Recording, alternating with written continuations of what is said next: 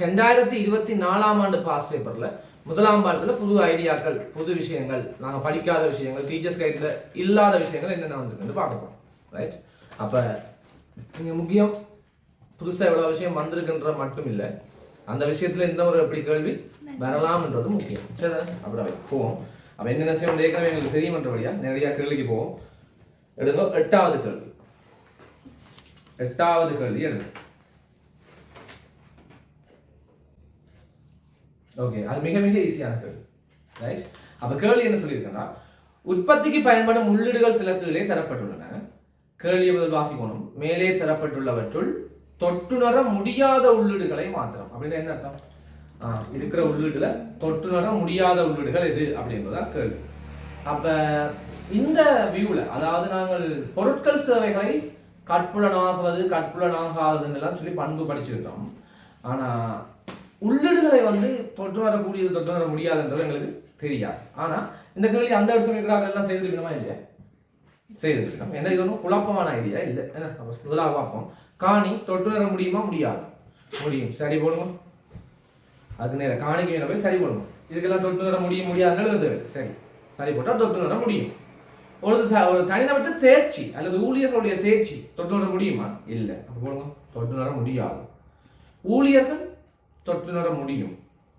தகவல் தொட்டுணர முடியாது. அறிவு தொட்டுணர முடியாது.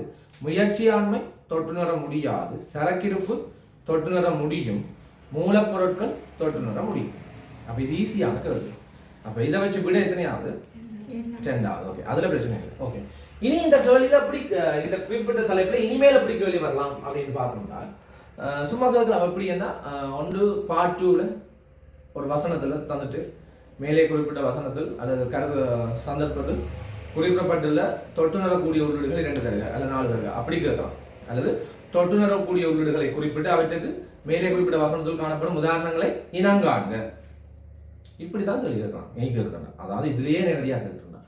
அப்படி இல்லை, கொஞ்சம் வித்தியாசமாக இருக்கணும்னா, ஏற்கனவே பொருட்கள் சேவைகள் நாங்கள் பார்த்துருக்கிறோம். கட்புலனாவது கட்புலனாகாது. அதே என்னன்னு சொல்லலாம்? தொட்டுணர கூடியது தொட்டுணர முடியாது. அப்படி கேள்வி கேட்கலாம். சரிதானே? அப்ப 2022 நினைக்கிறேன் ஏற்கனவே கட்புலனாவது கட்புலனாகாத பற்றி கேள்வி வந்துட்டது. தொட்டுணர கூடியது தொட்டுணர முடியாது கேள்வி வரையுது. அப்ப 2 கேள்வி வரலாம். ஒன்று நோட் பண்ணுவீங்க. ஒன்று பார்ட் 2ல ஒரு சந்தர்ப்பத்தை தந்து அதுல உதாரணங்களை குறிப்பிட சொல்லி கேட்குது. ஒரு வசனத்தை தந்துட்டு அந்த வசனத்துல காணப்படுகின்ற தொட்டுணர முடியாத உள்ளீடுகள் அல்லது தொட்டுணர கூடிய உள்ளீடுகள் என்று கேட்டு அதுக்கு உதாரணத்தை குறிப்பிடுக என்று கேட்கலாம். அல்லது பார்ட் 1ல இதே மாதிரி 31-40 இடைவெளி கேள்விக்குள்ள பொருட்கள் சேவைகளை வச்சு கேட்கலாம். அப்ப எப்படி சொல்லுவீங்க? தொட்டுணர கூடியது பொருள், தொட்டுணர முடியாது சேவை. முடிஞ்சு. இவ்வளவுதான் அதுல கேட்கக்கூடிய மேக்சிமம் கேள்விகள். சரியா? அப்ப ஒரு ஈஸியான ஏரியா. நாங்கள் இலகுவா கடந்து போகலாம். அடுத்த கேள்விக்கு வருவோம். மேலே தரப்பட்டுள்ளவற்றுள் கடைப்பண்டங்களை மாத்திரம் சரியாக உள்ளடக்கியுள்ள தெரிவு யார்? ரைட். இங்கே பிரச்சனை இருக்கு இந்த கேள்வியில. இதுக்கு முதல், அதாவது 2024க்கு இந்த கேள்வி வர்றதுக்கு முதல், 2024 இந்த கேள்வி வர்றதுக்கு முதல்ல, அதுக்கு முதல் இருந்த வருஷங்கள் எல்லாமே 2023 இருந்தாலும் சரி, அதுக்கு முதல் இருந்த பழைய வருஷங்கள் எல்லாமே நாங்கள் இதுல இருக்கிற நிறைய உதாரணங்களை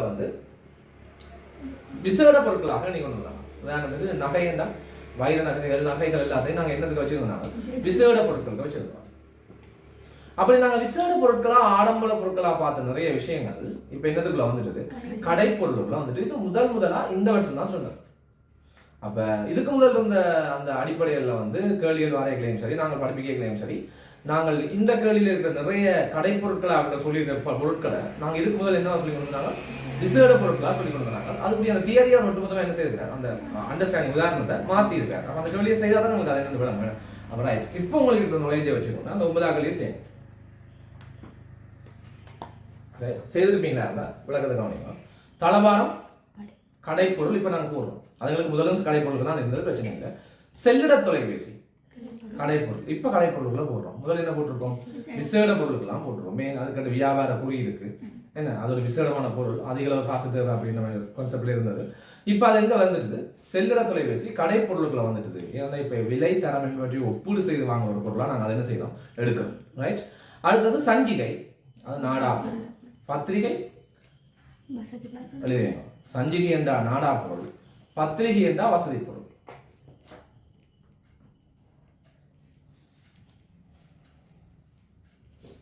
ரைட். தங்காபரணம் இப்ப கடைப்பொருள். ஆனா முதல்ல என்னதுக்கு பார்த்தாங்க? விசேட பொருளுக்குள்ள பார்த்தாங்க. ரைட். குளிர்சாதன பெட்டி கடைப்பொருள். குளிர்சாதன பெட்டி ஒரு காலத்துல விசேட பொருளா இருந்தது. ரைட். குளிர்பானங்கள் வசதி பொருள், வெதுப்பி பான் வசதி பொருள், தொலைக்காட்சி கடைப்பொருள். அப்ப சிம்பிளா இப்ப நீங்க இனி கடைப்பொருளை கண்டுபிடிக்கிறாங்க, அதுக்கு 4 பண்பு ஏற்கனவே படிச்சோம்ல.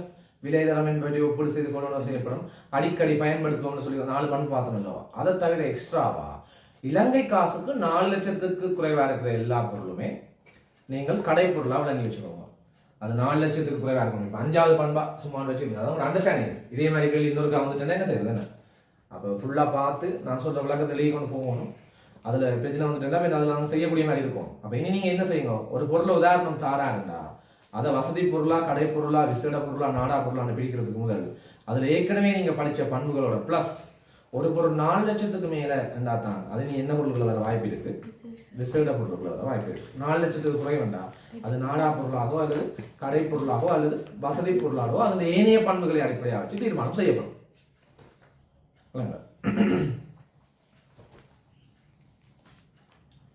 இலங்கை காசு 4 லட்சம். ரைட். ஆனால் அது எங்கேயுமே நோட்ஸில் இல்லை. இப்போ 4 லட்சத்துக்கு குறைவாக தான் இருக்கணும்னு நான் ஒரு விளக்கத்துக்கு சொல்றேன். ரைட். அப்போ இந்த விளக்கம் வந்துட்டுனா இனி இதில் வித்தியாசமாக இனி போடுற கழிவு உங்களால் என்ன செய்ய முடியும்? ஈஸியாக செய்யலாம். அப்போ ஏற்கனவே இருக்கிற பண்புல ஒரு மாற்றமே இல்லை. உதாரணத்தில் தான் என்ன இருக்கு? மாற்றம் இருக்கு. விளங்கிடுது? எவ்வளோ நீங்கள் எழுதி வைப்பாங்க, ஒவ்வொரு வார்த்தையும் முக்கியம். அதெல்லாம் கேள்வி வரப்போகுது. சரிதானே? ரைட். அடுத்தது 10வது கழிவு ஒரு சின்ன மாற்றம் செய்து கொள்வோம். பொருளாதாரம் ஒன்றில் ஏற்படும் விலை அதிகரிப்பு. அந்த மாற்றங்கள் என்று வெட்டிட்டு விலை அதிகரிப்பணும் அதிகம்.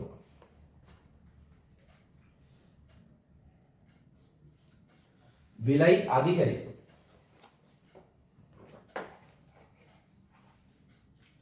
ரைட். இப்போ அந்த கேள்வியை செய்யுங்க. எத்தனை பேர் செய்துட்டீங்க அந்த கேள்வி? செய்துட்டீங்க. ரைட். நீ மட்டும் செய்தீங்களா? எல்லாரும் செய்தீங்க. நமக்கு கேள்விக்கே போகும். பொருளாதாரம் ஒன்றில் ஏற்படும் விலை அதிகரிக்கும். அப்ப என்ன விளக்கம்?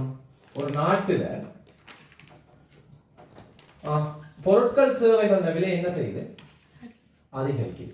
அப்ப பொருட்கள் சேவை வந்த விலை அதிகரிக்கக்குள்ள அந்த பொருளாதாரத்துல வணிகத்தினுடைய செயற்பாட்டு கிரியத்துக்கும் மக்களுடைய செயற்பாட்டு சக்திக்கும் என்ன நடக்கும்?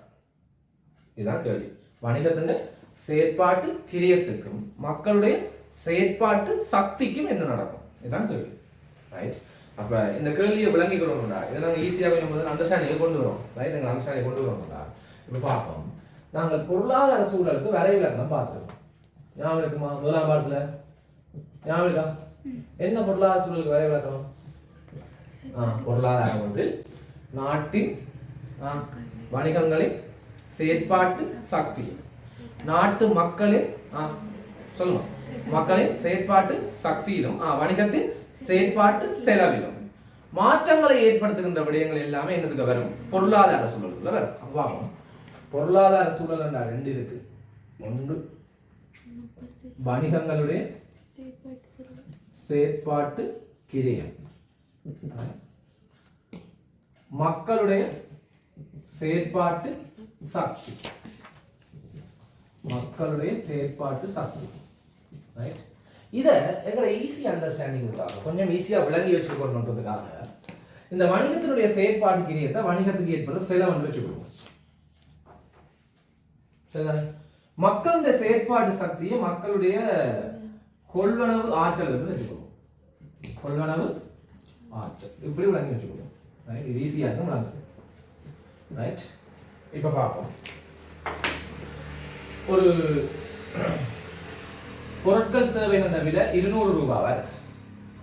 பொருட்கள் சேவை விலை எவ்வளவா இருக்கு? 200 ரூபாவா இருக்கு. மக்களுடைய வருமானம், கொள்வனாற்ற வருமானம் தானே பார்க்கணும். அப்ப மக்களுடைய வருமானம் இங்கே உதாரணம் எடுக்குமே 2000 வச்சுக்கோங்க. 2000 மக்களுடைய வருமானம் எவ்வளவு? 2000. அப்ப இவர்கள் எத்தனை பொருட்களை கொள்வனம் செய்யலாம்? 200 ரூபாய் பொருட்கள் எத்தனை கொள்வனவு செய்யலாம்? 10 பொருட்களை கொள்வனவு செய்யலாம். அப்ப மக்களுடைய கொள்வனவு ஆற்றல் எவ்வளவா இருக்குது? 10 பொருட்கள். விலை மட்டும் அவரேஜா எப்படி இருக்குது? 200 ரூபாயா இருக்கு. சரி, அதே மாதிரி வணிகத்துல செயற்பாடுகளை பார்ப்போம். உள்ளீடு, வணிக கர்மம், வெளியீடு. ரைட். அப்ப இங்க பார்ப்போம், உள்ளீட்டுக்கு எவ்வளவு வச்சுக்கொள்வோம்? 200 ரூபாய் உள்ளீட்டுக்கு செலவாகுது. அந்த பொருளை தான் உள்ளீடா பயன்படுத்தணும்னு வைப்போம். அப்ப விலை மட்டும் எவ்வளவு வருது? 200.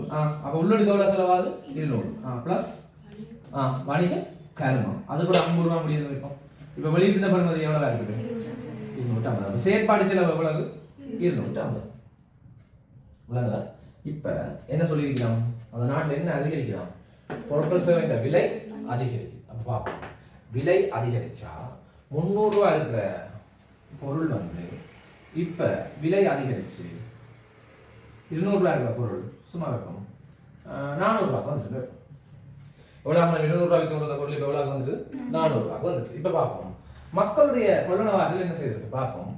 2000க்கு முதல் 200 ரூபாய் படி வாங்கினாங்க. இப்ப அதே 2000 வச்சுக்கொண்டு 400 ரூபாய்க்கு வாங்க போறோம். அப்ப என்ன நடக்கும்? 5 பொருளை தான் வாங்கணும். அவன் சொல்லுங்க, என்ன நடந்தது? விலை அதிகரிச்சால் கொள்வனவு ஆற்றல் என்ன செய்யுது? மாறி உள்ளீட்டுக்கு முதல் 200 ரூபாய்க்கு உள்ளீட்டுக்கு எவ்வளவு முடிஞ்சது? 200 ரூபாய். இப்ப உள்ளீட்டுக்கு எவ்வளவு முடிய போகுது? 400 ரூபாய். அப்ப 400 பிளஸ் வணிக கர்மத்துக்கு அப்படி இருக்குன்னு வச்சுக்கணும். அப்ப வெளியிட்டு பெறுமதி எவ்வளவு? 450. அப்ப சொல்லுங்க, பொருட்கள் விலை அதிகரிச்சால் வணிகத்தினுடைய செலவும் என்ன செய்யுது? அதிகரிக்கும். அப்ப இறுதியா என்ன முடிவுக்கு வருவீங்க? வணிகத்தின் செயற்பாடு செலவும் அதிகரிக்கும். மக்களுடைய செயற்பாடு சக்தியும் என்ன செய்யும்? குறையும். அப்ப விலை அதிகரிச்சால் வணிகத்தினுடைய செயற்பாட்டு செலவு அதிகரிக்கும். மக்களுடைய கொள்வனவு ஆற்றல் குறையும். மக்களுடைய செயற்பாடு செலவு குறையும். இப்ப இது மார்க் பண்ணி வச்சுட்டீங்களா? நான் டைம் தரலாம். இதே மாறி இப்ப கேட்கணும், விலை குறைஞ்சா என்ன நடக்கும்? எப்படி சொல்லுவீங்க? விலை குறைஞ்சால் அது தனியாக எழுதணும். இல்ல, 400 ரூபாய் இருக்கிறது 200 ரூபாயா விலை குறைஞ்சிட்டா என்ன சொல்லுவீங்க? மக்களுடைய செயற்பாட்டு சக்தி அதிகரிக்கும். வணிகங்களுடைய செயற்பாட்டு கிரியம் குறையும். இது ஒன்றுனா காணும். ரைட், மார்க் பண்ணி வச்சுக்கணும். அப்படி இருக்கு நம்ம 4. சரிதான், மார்க் பண்ணி வச்சு.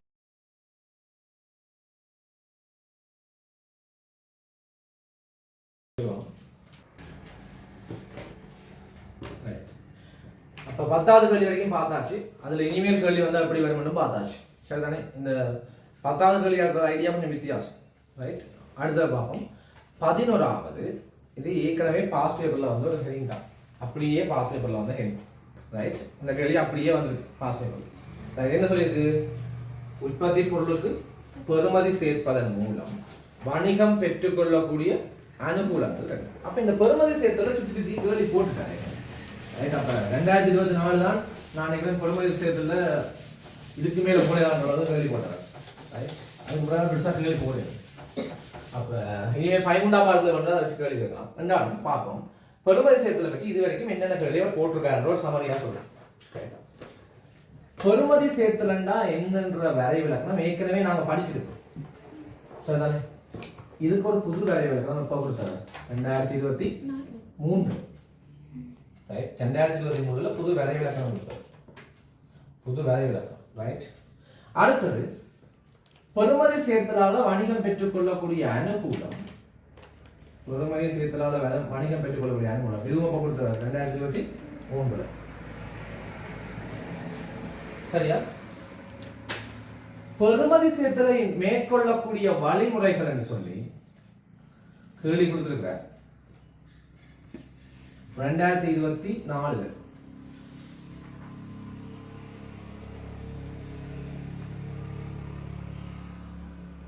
இவ்வளவு விஷயம் மாறி மாறி கேட்டாச்சு. அப்ப இதுல புதுசாக இருக்கிறது கொண்டு கேட்க இயலாது. இனி என்ன கேள்வி பார்க்கணும்? இது வரைக்கும் வராது ஒன்று என்னது? உதாரணம். பழைய சிலபஸ் நிறைய கேள்வி இருக்கு, புது சிலபஸ்ல உதாரணம் இருக்குது.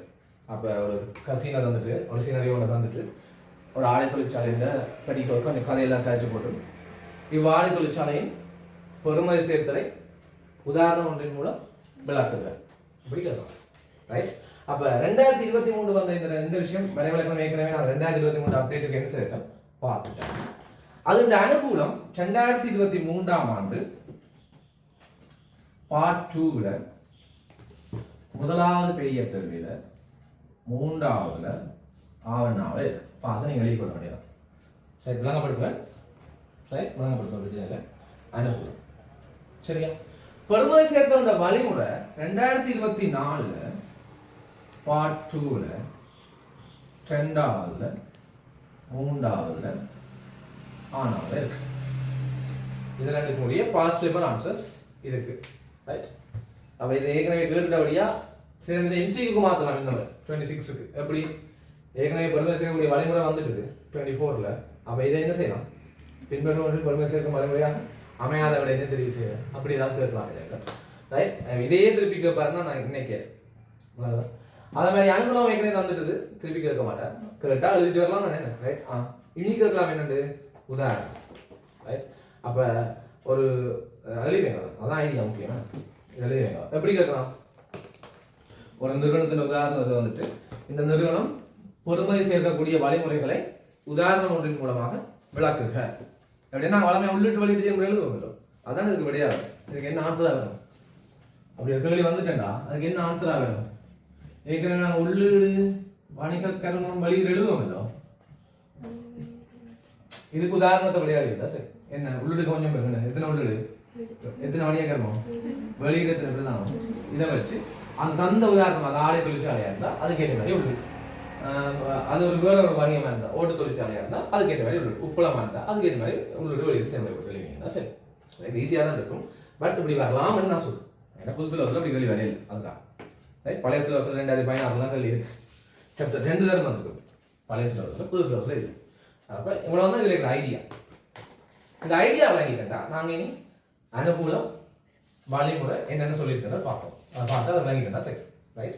அப்ப 2023 பார்ட் 2ல முதலாவது மூன்றாவது ஆவணா கேள்வி எடுத்தீங்கன்னா இந்த கேள்விக்குரிய விடை. ரைட். அப்ப பாருங்க என்னென்ன விடைன்றதை பாருங்க. முதலாவது நீங்க எழுதிட்டீங்கன்னா சரி. ரைட்.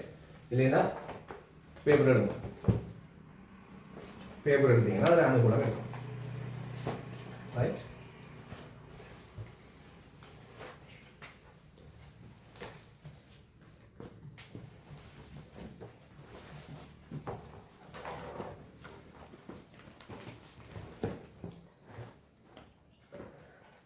இருக்கா?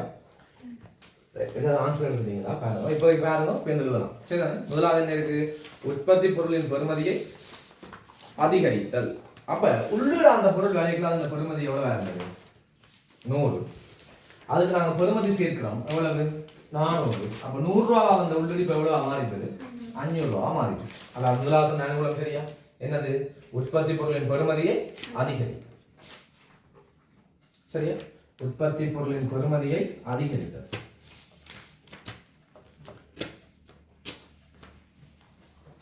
உற்பத்தி பொருளின் பெறுமதியை அதிகரித்தல்.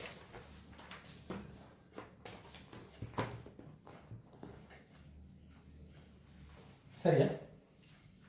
மிச்சம் ஓட பார்த்தோம்னா சரி. இரண்டாவது சொல்லி இருக்கு, உற்பத்தி பொருளுக்கு உயர்ந்த விலையை நிர்ணயிக்க முடியாது. அப்ப உள்ளிட விலைக்கு நாங்க அப்படியே உள்ளிட வைத்திருந்தோம்னா என்ன விலைக்கு வித்திருக்கலாம் 100 ரூபாய். இப்ப பெறுமதி சேர்த்துட்டோம், நாங்க என்ன விலை நிர்ணயம் செய்யறோமோ அதுதான் விலை. ஏன்னா அப்ப எங்களுக்கு செலவு வேறது 500 ரூபாய், எங்களுக்கு லாபமும் 500 ரூபாய் வேணும் எதிர்பார்க்கிறோம். அப்ப விலை எவ்வளவு இருக்கும் 1000. இது நான் ஏற்கனவே படிச்சதானே 1000. வந்த முதல் கொஞ்ச நாள்லயே இதெல்லாம் படிச்சிருப்போம். என்ன முதலாம் பாடத்துக்கு இதெல்லாம் வந்துடும். சரிதானே? அப்ப நாங்க நினைச்ச மாதிரி ஒரு விலையை தீர்மானம் செய்யலாம். சரியா? நாங்க நினைச்ச மாதிரி ஒரு விலையை தீர்மானம் செய்யலாம். உச்ச விலையா இருக்கும். ரைட். ரெண்டாவது தெரியும். மூன்றாவது லாப எல்லையை உச்சப்படுத்தும். பாருங்க எவ்வளவு லாபம் எல்லை வச்சிருக்கோம் 500 ரூபாய்க்கு 500 ரூபாய். அப்ப லாபத்தை 1000 ரூபாய் கூட நினைச்சோம்னா எவ்வளவு விற்கணும் இந்த பொருளை 1500. நாங்க உங்களுக்கு விடிமை மாதிரி லாபத்தை என்ன செய்யலாம் கூட்டலாம். லாப எல்லையை உச்சப்படுத்தலாம். ரைட். இதான் அடுத்த மூன்றாவது பாயிண்ட், லாப எல்லையை உச்சப்படுத்தலாம். ரைட். ஏன் இதை இவ்வளவு பொறுமையா வழங்கப்படுதுன்னு போற வாசிச்சாலே விளங்க எனக்கு தெரியும். மாணவர்கள் எம்சிக்யூல போட்டுட்டாங்கன்னா சொல்றப்படாங்க. சரிதானே? ரைட். அடுத்தது சந்தை போட்டிக்கு முகம் கொடுக்கலாம். அப்ப நாங்கள் எவ்வளவு பெஸ்டா எங்களை வணிக கர்மத்தை செய்து அந்த பொருளுக்கு பெறுமதியை கூட்டுறோமோ அந்த அளவுக்கு எங்களை உற்பத்தி பொருளுடைய தரம் என்ன செய்யணும் அதிகரிச்சு கொள்வேன். அந்த பொருளோட தரம் என்ன செய்யணும் அதிகரிச்சு கொள்வேன். இப்போ டயரியை விற்க போட மாட்டா சாதாரணமா ஒரு கொப்பியத்தை மட்டும் மாதிரி இப்படி என்ன செய்யலாம் விற்கலாம். இதுக்கு பெறுமதி செய்யறதுக்கு ஒரு 200 ரூபா முடிஞ்சிருக்க வேண்டாம். இதுல பெறுமதி எவ்வளவு? இப்ப 100 ரூபா மூலப்பொருள் பெறுமதி சேர்க்க 400 ரூபா முடிஞ்சிருக்கணும். அப்ப இந்த பொருள் பெறுமதி எவ்வளவு? 500. அதே டைரியில கொஞ்சம் டிசைனா மேல கொஞ்சம் நல்ல ஒரு இதை போட்டு மாம்பழம் போட்டு உங்களுக்கு கணக்காசி இந்த குவாலிட்டியை கூட்டி என்ன செய்ய உற்பத்தி செஞ்ச வேண்டாம். இந்த பெறுமதி என்ன செய்யுது? அதிகரிக்கும். அப்ப பெறுமதி அதிகரிக்கிறது ஆட்ட கையில இருக்கு, வணிக கர்மத்துக்கு கையில. எவ்வளவுக்கு நல்லா அந்த வணிக கர்மத்தை செய்யறோமோ அந்த அளவுக்கு அந்த உற்பத்தி பொருளோட தரம் என்ன செய்ய போகுது? அதிகரிக்க போகுது. அடுத்தது சந்தை பிடிக்க நாங்கள் ஈஸியாக என்ன செய்யணும்? அதால முகம் பொருள். அடுத்த பாருங்க, உற்பத்தி பொருள் வாடிக்கையாளருக்கு விசுவாசம் கிடைக்கும். அந்த உற்பத்தி பொருள் தொடர்பான வாடிக்கையாளர் விசுவாசம் கிடைக்கும். இப்போ 14ஆம் பாடம் படிச்சபடியே எங்களுக்கு வாடிக்கையாளர் விசுவாசம் எனக்கு தெரியும். ஏன்னா லோயாலிட்டின்னு சொல்லுவோம். வாடிக்கையாளர் விசுவாசம் என்னது? எங்களோட பொருள் விலை சில சமயங்கள்ல அதிகமாக இருந்தாலும் வாடிக்கையாளர் எங்களுடைய பொருளுக்கு என்ன கொடுக்கணும்? முக்கியத்துவம் கொடுக்கணும். போட்டியாளர் பொருளை வாங்கக்கூடாது. அப்போ ஸ்டார்ட்லேருந்து நாங்கள் தரமான பொருளை கொடுத்துட்டு இருந்தோம்னா என்ன அதிகரிக்கும்? வாடிக்கையாளர் விசுவாசம் அதிகரிக்கும். சில சமயங்கள் எங்கட பொருள் இந்த விலை கொஞ்சத்தால் அதிகமாக இருந்தாலும் மக்கள் என்ன செய்யணும்? எங்கட பொருளையே தொடர்ச்சியாக வாங்கணும். இதுதான் வாடிக்கையாளர் விசுவாசம். இப்போ நான் 14ஆம் பாடம் படித்தபடி எங்களுக்கு தெரியும். 1ஆம் பாடம் படித்தாங்களுக்கு இந்த கதை தான். சரிதானே? ரைட். அடுத்தது வாடிக்கையாளர் கவரும் தன்மை என்ன செய்யலாம்? அதிகரிக்கலாம். பாருங்க, அந்த பொருளை எவ்வளவுக்கு எவ்வளவு வாடிக்கையாளர் கவர்மை நான் கொடுக்குறோமோ அந்த அளவுக்கு அந்த வாடிக்கையாளர் கவரும் தன்மை என்ன செய்யும்? அதிகரிக்கும். அது செஞ்சு எக்ஸ்ட்ரா விஷயங்களை சேர்த்தாரு. வாடிக்கையாளர் கவரும் தன்மை அதிகரிக்கும். அதை அப்படியே உள்ளூடா வித்திருந்தா, பேப்பராகவே வித்திருந்தா இவ்வளவு விஷயம் நடந்திருக்கும். இல்லை, என்ன நடந்தது? பொதுமதி சேர்த்தலை செய்த வழியாக தான் இவ்வளவு விஷயம் நடக்கும். இதை எப்படி நீங்க விளங்கி வச்சிருக்கும்.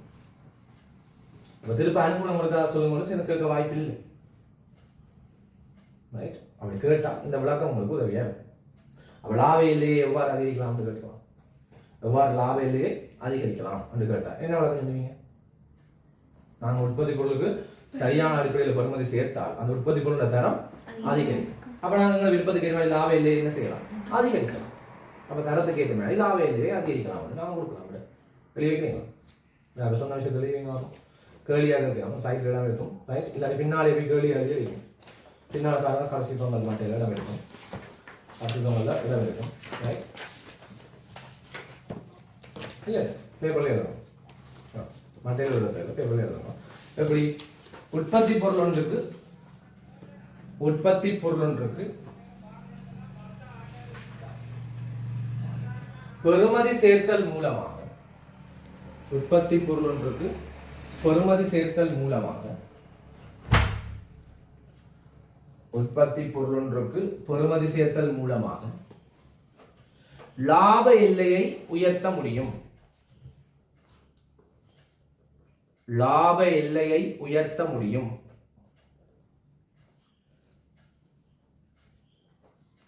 லாப எல்லையை உயர்த்த முடியும். இக்கூற்றுடன் உடன்படுகிறீரா? காரணம் தருக.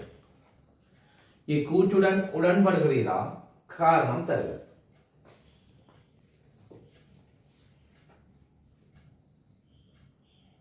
இக்கூற்றுடன் உடன்படுகிறீரா? காரணம் தருக. அப்ப எப்படி இப்படி எழுதுவீங்க? சொல்லி எழுதுவோம். எப்படி இப்படி எழுதுவீங்க?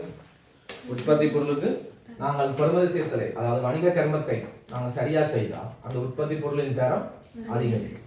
தரம் அதிகரித்தால் எங்கள் லாபத்தை நாங்கள் எப்படி வேணாலும் என்ன செய்யலாம்? கூட்டலாம், குறைக்கலாம். அப்போ லாப எல்லையை என்ன செய்ய முடியும்? அதிகரிக்க முடியும். எங்களுக்கு விருப்பத்துக்கு ஏற்ற மாதிரி தரம் உயர்வாக இருந்த பட்சத்தில் இதை விளக்கமாக இருக்கீங்கன்னா சரி. இப்போ நான் சொன்ன விஷயத்த விளக்கமாக இருக்கீங்கன்னா சரி. அப்போ மேலோட்டமாக சொல்லிட்டு வரேன். நீங்கள் அந்த வார்த்தையில் சேர்க்குறீங்களான்னு பாருங்க. உற்பத்தி பொருள் அல்லது உள்ளீடன் இருக்குது. உள்ளீடன் இருக்கு. பெறுமதி சேர்ப்பதன் ஊடாக உள்ளீடொன்றுக்கு பெறுமதி சேர்ப்பதன் ஊடாக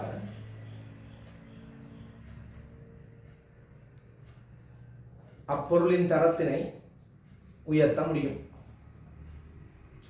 அப்பொருளின் தரத்தினை உயர்த்த முடியும்.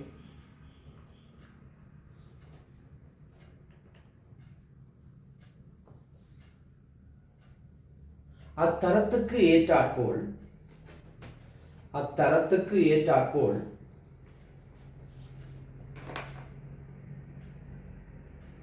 லாப எல்லையில் மாற்றம் செய்ய முடியும். லாப எல்லையில் மாற்றம் செய்ய முடியும்.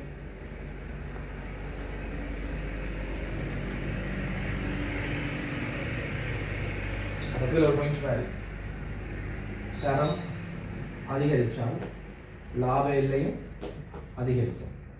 தரம் குறைவடைந்தால் லாப எல்லை குறைவடையும்.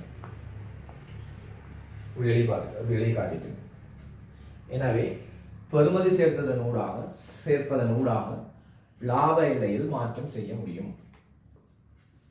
எனவே பெறுமதி சேர்ப்பதன் ஊடாக லாப எல்லையில் மாற்றம் செய்ய முடியும்.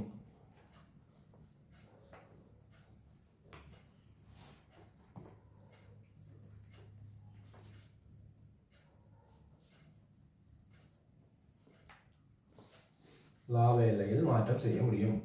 பாட்டுள்ள கேள்வியா வரலாம். இப்ப எப்படி வருது இந்த கேள்வி வருது என்ன?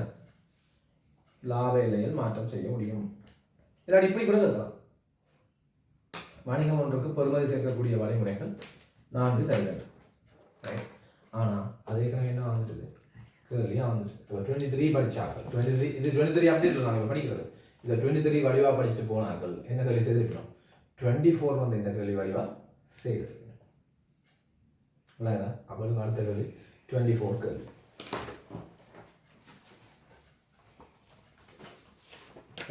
அடுத்த கேள்வி பாருங்க 24 கேள்வி தான். தேயிலை தொடர்பில் பெறுமதி சேர்க்கையினை மேற்கொள்ளக்கூடிய வழிமுறைகள் 2 குறிப்பிடுங்க. அப்ப இதுக்கு நான் சொன்ன உதாரணங்கள் தான் வரப்போகுது. அப்போ 24ல அப்படி வந்துட்டுது. அப்போ 25ல வர இல்லை. அப்போ 26ல வரலாம். சரிதான். தேயிலை தொடர்பில் பெறுமதி சேர்க்கையினை மேற்கொள்ளக்கூடிய வழிமுறைகள். அப்போ சொன்ன மாதிரி உதாரணம் ஒன்று போட்டாரா? என்னத்தை போட்டார்? தேயிலை தொழிற்சாலையை போட்டார். அப்போ தேயிலை ஒன்றுக்கு நீங்கள் எப்படி பெறுமதி சேர்ப்பீங்க? எனக்கு கேள்வியாவே கேட்டுட்டேன். ரைட். இப்போ பாஸ் விட்டுடுங்க. அப்போ ஆன்சரை 2024ஆம் ஆண்டு 2024ஆம் ஆண்டு பார்ட் 2ல 2ஆவதுல 3ஆவதுல பார்ட் 2ல 2ஆவதுல 3ஆவதுல இந்த விளக்கத்துக்கும் இப்போ இருக்கிற விடைக்கும் என்ன இருக்கும்? சம்பந்தம் இருக்கும். சரிதான். பார்ப்போம். பெறுமதி செய்யப்பட்ட பொதி செய்யப்பட்ட தேயிலையை என்ன செய்யறதாம்? விநியோகிக்கிறோம். அப்போ பொதி செய்யக்குள்ள பாருங்க என்னத்தை மேற்கொள்றோம். அதுல உள்ளுடா வார வரும் தேயிலையில உள்ளுடா வார வரும் தேயிலைக்கு என்ன செய்யறோம்? உள்ளுடா வார வரும் தேயிலைக்கு என்னதை போடுறோம்? பொதியிடல் செய்யறோம். இப்போ பேக்கேஜிங் செய்தால் நாங்கள் சந்தைப்படுத்தல படிச்சுட்டோம். இப்போ அதை பற்றி பொதியிடல் செய்தால் அந்த பொருளின் தரம் என்ன செய்யும்?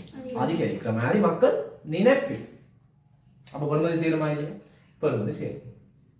ஆனால் இருக்க போகிறது உள்ளுக்கு இருக்க போகிறது அதே லோக்கல் தேயிலை தான். ஆனால் அந்த பேக்கிங் மட்டும் எப்படி இருக்க போகுது? பொதியிடல் மட்டும் வித்தியாசமாக ப்ரீமியமாக இருக்கும். அப்போ அதில் பெறுமதி என்ன செய்யுது? அதிகரிக்குது. விளங்க. அப்போ நான் சொன்ன விளக்கம் சரியா இருக்கும். முதலாவது. ரைட். அடுத்தது உற்பத்தி பொருளின் தரத்தினை அதிகரித்தல். அந்த இப்போ காட்சி நாங்கள் உற்பத்தி பொருளின் தரத்தை அதிகரித்தல். அடுத்தது பச்சை தேயிலை உற்பத்தி. அப்படின்னு என்னது? கிரீன் டீன்னு தான் சொல்லுவோம். அப்போ அது வளமையான தேயிலை தான். அந்த இலையை கொஞ்சம் கருக்காமல் போடுவோம். ரைட். பச்சை தேயிலை உற்பத்திகள். அப்போ இதுக்கு பதிலாக ஆடை தொழிற்சாலையை பற்றி வச்சு எழுத சொன்னா என்ன தெரியுங்க? அங்கே பச்சை ஆடை எழுதுவீங்களோ? பசுமை உற்பத்தி. இதெல்லாம் இல்லைங்களா? பசுமை உற்பத்தி என்னது? சூழலை பாதிக்காம அந்த உற்பத்தியில் ஒரு புது விஷயத்தை கொண்டு வராது. இல்லைங்களா? அப்போ ஆடை தொழிற்சாலை வந்து எப்படி சொல்லுவீங்க? ரப்பர் பொருட்கள் கலக்காத சுத்தமான பருத்தி அல்லது துணி இந்த மூலப்பொருட்களை பயன்படுத்தி தயாரிக்கப்பட்ட ஆடைகளை உற்பத்தி செய்வது எழுதுவீங்க. அப்போ என்ன பொருள் வந்தாலும் அதில் சூழலை நேசிக்கிறமே ஒரு வாசனத்தை போட்டு விட்டீங்கன்னா இதுக்கு ஆன்சர் வரும். அப்போ என்ன இனிமேல் வேறு உதாரணம் வந்தாலும் என்ன செய்யலாம்? நீங்கள் அதுக்கு எழுதலாம், மாற்றி எழுதலாம். ரைட். அடுத்தது சந்தையில் புத்தாக்கங்களை சொன்னாங்க. புத்தாக்கங்களை என்ன செய்யணும்? புதுசாக ஒரு விஷயத்தை அதில் அட் பண்ணுறது, உருவாக்குது. அப்போ புதுசாக ஒரு விஷயத்தை செய்யறது என்னதுக்குள்ள வேணும்? ஆராய்ச்சி அபிவிருத்தி. ஞாபகம் இருக்கா? புத்தாக்கம் செய்யறதுக்கு என்ன தேவை? ஆராய்ச்சி அபிவிருத்தி தேவை. அந்த ஆராய்ச்சி அபிவிருத்தி என்னதுக்குள்ள வேணும்? வணிக கர்மத்துக்குள்ள வரும். வணிக கர்மம் தான் என்னது? பெறுமதி சேர்த்தல். புத்தாக்கம் செய்யறது. சரியா? ரைட்டா? அடுத்து என்ன சொல்லியிருக்கு? விசேட வகையான தேயிலை உற்பத்தி செய்யுது. அப்ப முழுக்க நீங்கள் எதை எழுதினீங்களா? சரி, வணிக கர்மத்தில் இருக்கிற விஷயத்தை வச்சு எழுதினீங்களா? சரி. இப்போ உதாரணத்துக்கு நான் ஒரு கேள்வி தாரேன். இப்போ இந்த கேள்வி தான் விளங்கிது தானே, ஒரு கேள்வி தானே, நீங்கள் கெஸ் பண்ணி பார்க்கணும். ஆடை தொழிற்சாலை ஒன்று எழுதுங்க பின்பக்கத்தில். ஆடை தொழிற்சாலை ஒன்று, ஆடை தொழிற்சாலை ஒன்று தனது உற்பத்தி பொருள் தொடர்பில், தனது உற்பத்தி பொருள் தொடர்பில் பெறுமதி சேர்க்கக்கூடிய வழிமுறைகள் 4 தருக. பெறுமதி சேர்க்கக்கூடிய வழிமுறைகள் 4 தருக. அப்ப அவசரப்பட்டு உங்களுக்கு தோன்றெல்லாம் எழுதுறதுக்கு முதல்ல நான் சொல்றது ரைட். பெறுமதி சேர்க்கக்கூடிய வழிமுறைகள் 4 தருக. சரியா? அவசரப்பட்டு உங்களுக்கு தோன்றெல்லாம் எழுதுறதுக்கு முதல் இதுக்கு முதல் நாங்கள் இந்த கேள்வியில பார்த்துனாங்க. அந்த வழிமுறை எல்லாம் கூடுதலாக எதா இருந்தது, வணிக கர்மங்களா இருந்தது. அந்த வணிக கர்மத்தை செஞ்சாலே விட வந்துடும். ஏன் வணிக கர்மம் தான் பாருங்க உள்ளுட என்னவா மாத்துது, வெளியிதான் மாத்துது. அப்போ வணிக கர்மம் தான் என்னது, பெறுமதி சேர்த்து. அப்போ பெறுமதி அப்போ என்ன விட நாங்கள் வருது வரலாம். பெறுமதி சேர்த்தல் சமன் சொல்லுங்க, பெறுமதி சேர்த்தல் ஈக்குவல் டு வணிக கர்மம். அப்ப எப்படி எப்படி வந்து பெறுமதி சேர்க்கலாம்னு கேள்வி கேட்டா என்னத்தை வழியா கொடுக்கலாம், வணிக கர்மத்தை மேற்கொள்வதை வழியா கொடுக்கலாம். இப்ப நீங்கள் எது கூட கொடுக்க போறீங்க, ஆடை தொழிற்சாலைக்கு இந்த வணிக கர்மத்தை எப்படி சிறப்பா செய்யணும் கொடுத்தீங்கன்னா சரி. ஒவ்வொன்றோடு ஒரு உதாரணம், உற்பத்திக்கு என்னென்ன வரும், என்னென்ன வேலை வித்தியாசமா செய்யலாம் வச்சு கொடுத்தீங்கன்னா சரி.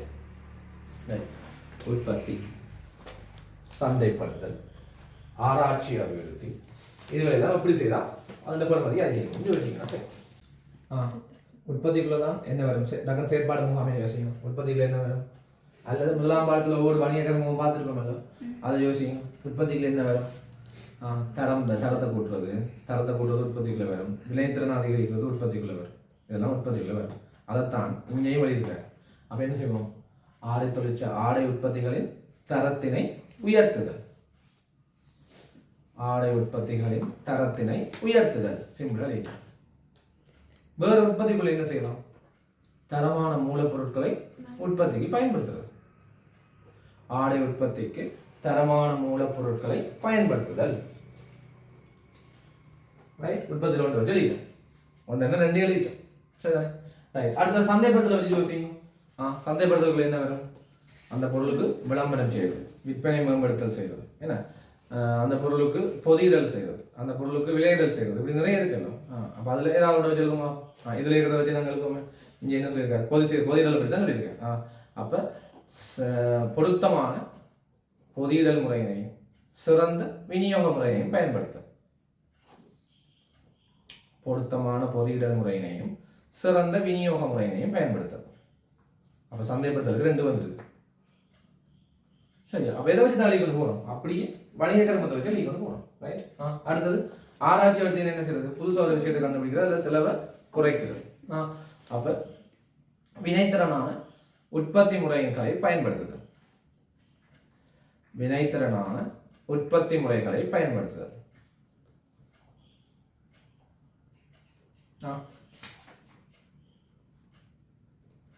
அல்லது செயற்பாடு முறை இப்படி சொல்லலாம், கணனி தொழில்நுட்பத்தினை உற்பத்திக்கு பயன்படுத்துதல், கணனி தொழில்நுட்பத்தினை உற்பத்திக்கு பயன்படுத்துதல் சரியா. பாருங்க, அப்போ தகவல் பொருளாதாரத்தை வச்சு எழுதியாச்சு சரிதானே, தகவல் தொடர்பாக வச்சு சரிதானே. அடுத்து என்ன இருக்கு, மனித வளம்னா என்னது, ஊழியர்களுக்கு பயிற்சி வழங்கல், ஊழியர்களுக்கு பயிற்சி வழங்கல். பயிற்சி வழங்கினா என்ன நடக்கும், அது வளமையை உற்பத்தி செய்வதோட இன்னும் வேகமாக தரமாக உற்பத்தி செய்வது. அப்போ ஊழியர்களுக்கு பயிற்சி வழங்கல். இப்படி கொமனா எழுதி விட்டீங்கன்னா உங்களுக்கு சரி வரும், ஃபுல் மார்க்ஸும் வரும். ஐடியா. அப்போ பொறுமையாக நான் சொல்கிறத கேட்டு கேட்டு கேட்டு அதை எழுதினா மட்டும் தான் எழுதணும் சரிதானே. இப்போ இந்த கேள்வியில் இனிமேல் எப்படி கேள்வி வரலாம் வந்து, ஆனால் பார்க்க அப்படி இருக்கு, பார்க்க அப்படி இருக்கு சிம்பிள். ஏற்கனவே எல்லா கேள்வி வந்த மாதிரி இதுக்கு மேலே இதில் கேள்வியை கேட்காத மாதிரி, கேட்கவே இல்லாத மாதிரி இருக்கு. உதாரணம் கேட்டாங்களால் எழுத முடியுமா இல்லையா, எழுத முடியும், அது பிரச்சனையே சரிதான். ரைட், உலகம் விளங்கிட்டோம். அப்போ பாருங்க 12வது கேள்வியும் சரி. அப்படி அடுத்த கேள்வியை காரணம் 13வது கேள்வி. என்ன சொல்லியிருக்கு, விவசாய உற்பத்திகளின் உற்பத்தி கிரயம் அதிகரித்து செல்லுமாயின் அது வணிகர்களிலும் நுகர்வோரிலும் எவ்வாறு தாக்கம் செலுத்தும்? அப்ப கேள்வி என்ன இருக்கு? விவசாய உற்பத்தி பொருட்கள்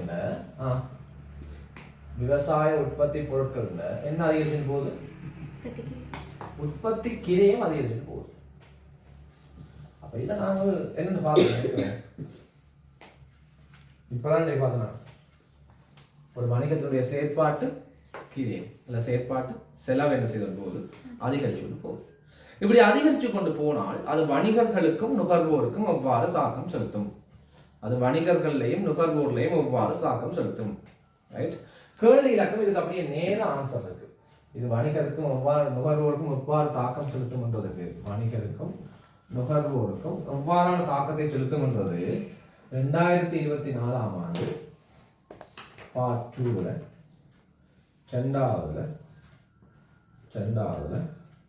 ஆனா அப்ப இந்த கேள்வி எடுத்தீங்கன்னா இதுல நேரடியா ஆன்சர் தான். சரியா? அதுல நேரடியா ஆன்சர் இருக்கு. அந்த ஆன்சரை பார்த்தா உங்களுக்கு விளங்கும். நாங்க இதை படிக்கவே தேவையில்லை என்ன இதுக்கு உங்களுக்கு பார்த்தோம் ஒரு கேள்வி எம்சிக்யூல அதே கேள்விக்கு வந்த விளக்கம் தான் இதுக்கு என்ன வந்திருக்குது ஆன்சரா வந்திருக்கு. அந்த கேள்விக்கு வந்த விளக்கம் தான் இந்த கேள்விக்கு அப்படியே ஆன்சரா இருக்கு. செக் பண்ணி பார்ப்போம். முதலாவது என்னது? நான் அதுக்கு எம்சிக்யூ கேள்விகளின் அந்த விளக்கத்தை எடுத்தீங்கன்னா சரி ஒரு பக்கம் அந்த எம்சிக்யூ கேள்வி விளக்கம் இருக்கல ஒரு பக்கம் அதையும் எடுத்துட்டு இங்க எப்படி எடுக்கும்? முதலாவது யாருக்கு இருக்கிற தாக்கம் கட்டிருக்கு? வணிகருக்கு இருக்கிற தாக்கம் கட்டிருக்கு. சரி சொல்லுங்க. அப்ப என்ன சொல்லியிருக்கு? என்ன உற்பத்தி கிரியம் என்ன செய்யும்? உள்ளீட்டுக்கான கிரியம் என்ன செய்யும்? உள்ளீட்டுக்கான கிரியம் என்ன செய்யும்? அதிகரிக்கும். அங்க பார்த்துருக்கோமா இல்லையா? விதை அதிகரிச்சால் உள்ளிட்ட கிரியம் தான் முதலாவது அதிகரிச்சது. அப்ப சரி அதையோட விடுதா அடுத்த என்ன இருக்கு? விற்பனை என்ன செய்யும்? குறைவடையும். ஏன் முதல்ல 5 பொருளை வாங்கினார், இப்ப முதல்ல 10 பொருளை வாங்கினார், இப்ப எத்தனை பொருளை தான் வாங்கலாம்? 5 பொருளை வாங்கலாம். அப்ப எங்களை அவர் கொள்ளுநர் செய்யறது என்ன செய்யறார்? குறைச்சிக்கிறார். அப்ப உங்களுக்கு விற்பனை என்ன செய்யும்? ஈஸியா இருக்கு. அடுத்து என்ன இருக்கு?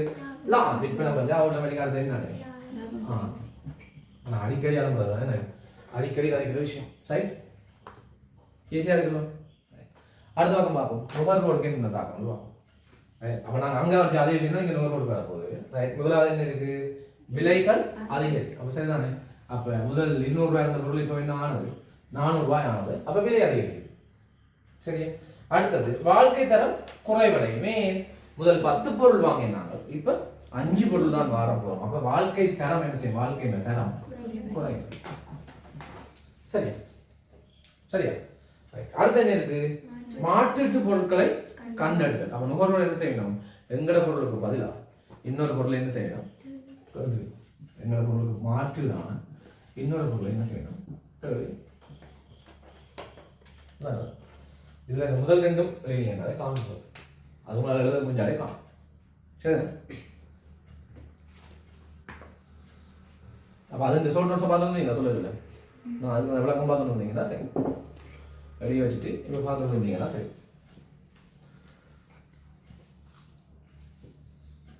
சரியா? அடுத்த 14வது கேள்வி. சரிதானே? துரித உணவுகளை விற்பனை செய்யும் வெளிநாட்டு அங்கீகார வணிகங்கள் ஆனந்தியினுடைய வணிகத்தின் போட்டியாளர்களாக கருதப்படுவது ஏன்? காரணங்கள் இரண்டுமே தரும். ரைட். அப்ப போட்டியாளருக்கு வேலை விளக்கம் பாருங்கன்னா இந்த கேள்விக்கு என்ன செய்யலாம்? எழுதிடலாம். அப்ப இந்த எல்லா கேள்வியிலையும் ஒரு பேட்டர்னை நீங்க அவதானிக்கிறீங்களா? அதாவது இந்த 13வது 14வது கேள்வி ரெண்டுமே 2024 வந்த கேள்வி. இதுல ஒரு பேட்டர்ன் அவதானிக்கிறீங்க. என்னது? வணிக சூழல்ல இனிமேல் உங்களுக்கு பலம் பலவீனம் வாய்ப்பு அச்சுறுத்தல் கேள்வி வரப்போறது இல்லை. ரைட். அதெல்லாம் கேள்வி போட்டு முடிச்சிருந்தோம், எனக்கு போறதுக்கு இல்லை. அப்ப இப்ப என்ன செய்யணும்?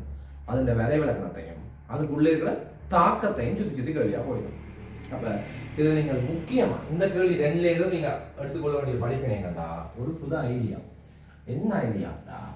இனிமேல் 2025 வந்த பேப்பரா இருந்தாலும் சரி, இதுக்கு பிறகு வரப்போற 2026, 27, 28 இந்த எல்லா வருஷங்கள்லையும் வணிகத்தினுடைய சூழல், வணிக சூழல் என்ற அந்த பாடத்தின் பேசிக் கேள்விகள் நாங்கள் இனி என்ன செய்யறாங்க எதிர்பார்க்கிறாங்க. முதல்ல பேசிக்கா என்ன இருக்கு தெரியும்? வணிக சூழல்ல பேசிக்கா ஏற்கனவே என்ன இருக்கு? பேசிக்கா வணிக சூழல்டா என்ன? வேலை விளக்கம். ரைட். அடுத்தது அதில் இருக்கிற ஒவ்வொரு காரணிகள், அந்த காரணிகள் ஒவ்வொன்றுக்கும் வரைவு இலக்கணம், அந்த ஒவ்வொரு காரணிகளுமான பலம், பலவீனம், வாய்ப்பு, அச்சுறுத்தல், இவ்வளவு தான் அங்கே இருக்கு. ரைட், அதாவது இவ்வளவுமே மேலோட்டமாக படிச்சா காரணம் இவ்வளவு இருக்குது. இப்போ வார 2024 கேள்வி 25 கேள்வி நீங்க எடுத்து பார்த்தீங்கன்னா பேசிக்கா வரைவிலக்கணம் காரணி, அதுக்குரிய வரைவிலக்கணம் பலம், பலவீனம், வாய்ப்பு, அச்சுறுத்தல் எல்லாத்துக்கும் மேலதிகமா அதுல இருக்கிற ஒவ்வொரு காரணியை வச்சுக்கொண்டும் அதுல வார காரணிகளுடைய விளக்கத்துல என்ன வருது இப்ப கேள்வி. இப்ப பொருளாதார சூழலா அதுக்குரிய வரைவிலக்கணம் இருக்கு. ரைட், நாம மென்சிக்கு கேள்வி செய்தோம், அது வரைவிலக்கணத்துல இருக்க கேள்வி. இதுக்கு முதல் கேள்வி செய்தோம், இந்த கேள்வி வரைவிலக்கணத்துல இருக்க கேள்வி. ரைட், தாக்கத்துல இருக்க கேள்வி. ரைட், இது வரைவிலக்கணம் கேள்வி. அடுத்து என்னது தாக்கத்துல இருக்க கேள்வி. இப்படி பொருளாதார சூழலுக்குள்ள எத்தனை காரணம் இருக்கு தெரியும்?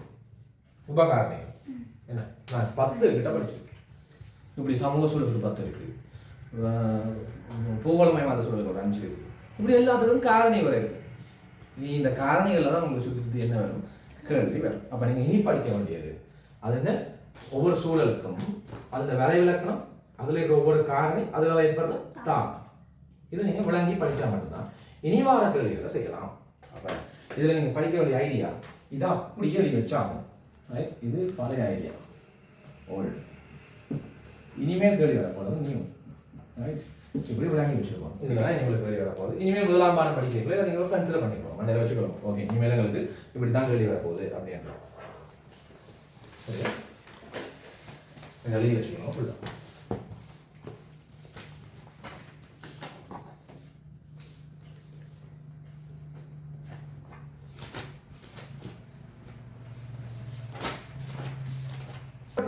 இங்க வந்து உணவகத்தை வச்சு நடத்திக்கிட்டு இருக்கா, ஒரு உணவகம்.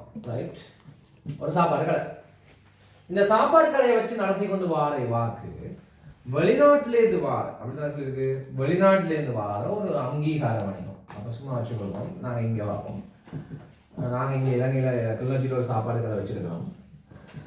எங்களோட சாப்பாடு கடைக்கு பக்கத்தில் வெளிநாட்டிலேருந்து வர KFCயோ அல்லது பீஸா ஹட்டோ வருது. ரைட், இந்த KFC அல்லது பீஸா ஹட் எங்க அந்த சாப்பாடு கடைக்கு ஏன் போட்டியாளர்களாக கருதப்படினோம் அப்படின்னு கேட்டோம். அப்ப என்ன காரணம்? ஏற்கனவே நாங்க இதே முதலாம் பாடத்தையும் படிச்சிருக்கோம், திருக்குறளை பார்த்தாலும். இப்ப போட்டியாளருக்கு வரைவிலக்கணம் என்ன? நாங்க ஒரு பொருளை வழங்கி கொண்டு இருப்போம், அப்படித்தானே? போட்டியாளருக்கு எங்க வரைவிலக்கணம்? போட்டியாளருக்கு எங்க இருக்கிற வரைவிலக்கணம் முதலாம் பாடத்துல அந்நிய சூழல்ல இருக்கு. நாங்க ஒரு பொருளை வழங்கி கொண்டு போவோம், அந்த பொருளுக்கு சமமான ஒரு பொருளை வழங்குறாங்க, நாங்க என்ன சொல்லுவோம்? போட்டியாளர் சொல்லுவோம். இந்த பொருளுக்கு பிரதியீடான பொருளை வழங்குறாங்க, பிரதியீட்டு பொருளை, மாற்றீடான பொருள் அல்லது பிரதியீடான பொருள். என்ன மாற்றீடான பொருளை வழங்குறாங்கன்னு சொல்லுவோம், பிரதியீட்டு பொருட்களை வழங்குவோம். எங்களோட பொருளோட சேர்த்து பயன்படுத்தக்கூடிய பொருளை வழங்குறாங்க, இணைப்பு பொருளை வழங்குறோம். இதெல்லாம் ஞாபகம் இருக்கும் உங்களுக்கு. இப்ப இந்த அண்டர்ஸ்டாண்டிங் உங்களுக்கு இருந்தா தான் இந்த கேள்வி உங்களுக்கு இப்ப விளங்கும். இப்ப சொல்லுங்க, நாங்க சாப்பாடு கடை வச்சிருக்கோம், KFC என்ற ஒரு வெளிநாட்டு அங்கீகார வணிகம் எங்க நாட்டுக்குள்ள வருது. அங்கீகார வணிகம் என்ன? பிரான்சைஸ். இது எங்களோட கடைக்கு பக்கத்துல வருது. இவர் எங்களுக்கு போட்டியாளரா இல்லையா? போட்டியாளர். நாங்களும் என்ன வழங்கலாம்? சாப்பாடு, உணவு தான் வழங்கலாம். அவரும் என்னதான் வழங்குற? உணவு தான். அப்ப கேள்வியா கேட்டுருக்கு, ஏன் இவர் எங்களை போட்டியாளர். அப்ப இவர் ஏன் எங்களை போட்டியாளர்ன்றதுக்கு நாங்க விளக்கம் சொன்னா சரி அதாவது விட பாருங்க. முதலாவது என்ன சொல்லியிருக்கு? வணிகத்துக்கு ஒத்த தன்மை கொண்ட பொருளை விற்பனை செய்யுது. அப்ப நாங்களும் என்ன விற்பனை செய்யறோம்? உணவு. அவருக்கு என்ன விற்பனை செய்யற? நாங்களும் உணவு, அவரும் உணவு. இப்ப வணிகத்துக்கு ஒத்த தன்மை கொண்ட பொருளா இல்லையா? முதலாசிரியர் இது கொஞ்சம் 13 சிலபஸ் படிச்சாக்கள் தான் அடுத்த பாயிண்ட் சொல்லுவாங்க. என்ன சொல்லியிருக்கு? ஒத்த இலக்கு சந்தையில் சந்தை பங்கை கைப்பற்றுதல். அப்ப எங்கட கடைக்கு சாப்பிட இவ்வளவு காலம் 100 பேர் வந்து இருந்தாங்க. அந்த 100 பேர்ல ஒரு சிலர் வந்து இனி போறாங்க பக்கத்து கடைக்கு போறாங்க. அப்ப இந்த 1000 பேர் வந்தா 1000 பேருக்கு கொஞ்சம் பேர் எங்க போறாங்க? பக்கத்து கடைக்கு போறாங்க. இப்ப இந்த 1000 பேருக்கு நானும் சண்டை பிடிக்க போறேன், அவரும் சண்டை பிடிக்க போறேன். அப்ப இந்த 1000 பேர் என்ற இந்த இலக்கு சந்தைக்கு தான் நானும் சண்டை பிடிக்கிறேன், அவரும் சண்டை பிடிக்கிறார். அதனால அவர் எனக்கு யாரு? போட்டியாளர். அப்ப இந்த கடைக்கு அந்த 1000 பேர்ல ஒரு 500 பேர் அந்த கடைக்கு போகலாம். சரிதான். அடுத்தது இலக்கு சந்தையின் ஒரு பகுதியில் நுழைதல். அப்ப நேரடியா அவர் இந்த 1000 பேரையும் அப்படி அந்த கடைக்கு கூப்பிட்டு எடுக்கணும் இல்ல. ஸ்டார்ட்ல எங்களுக்கு எந்த கடைக்கு வர கொஞ்சம் பேர் என்ன செய்யணும், அந்த கடைக்கு போக வலிக்கணும். அதனால நான் யாராக கருதுறேன், போட்டியாளராக கருதுறேன். இப்ப நான் ஒரு ஹை லெவல் ரெஸ்டாரண்ட் வச்சிருக்கேன். இந்த கடைக்கு ஒவ்வொரு நாளும் 1000 பணக்காரர் சாப்பிட வரைக்கணும். நீ என்ன செய்ய போயிடணும், 500 பேர் இங்க 500 பேர் இங்க. இப்ப எனக்கு போட்டியாளரா இல்லையா, போட்டியாளர்.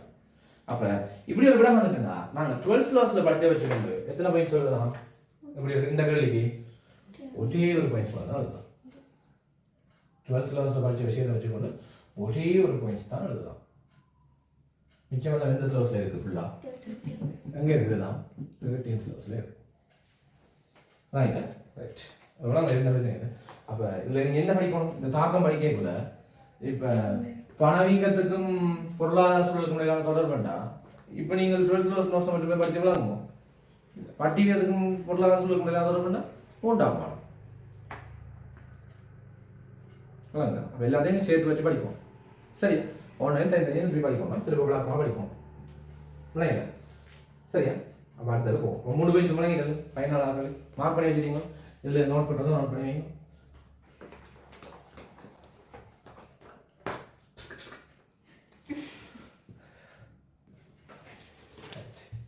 அப்போ அடுத்த கேள்வியை பாருங்க, 15வது கேள்வி. இதைத்தான் நான் நேற்று பார்த்துறாங்க, ஞாபகம் இருக்கா? 2023ஆம் ஆண்டு பார்ட் 2ல முதலாவது 5வது கேள்வி.